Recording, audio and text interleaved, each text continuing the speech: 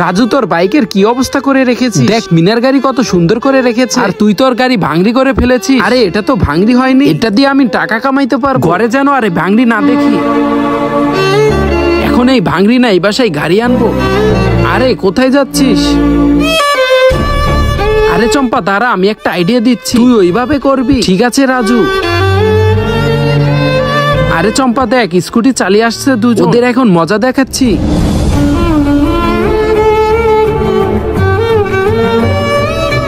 আরে আমার নতুন গাড়িটি ভেঙে ফেললো। আরে সত্যি ভাঙড়ি হয়ে গেল। আরে কিন্তু এটা এখন হয়েছে নাকি আগে থেকে এরকম?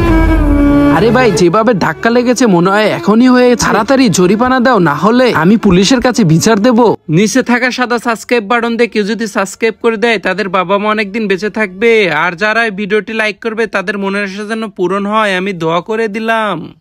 আরে না না রাজু, তুমি পুলিশের কাছে যেও না। নাও টাকা নাও, নতুন বাইক কিনে নিও।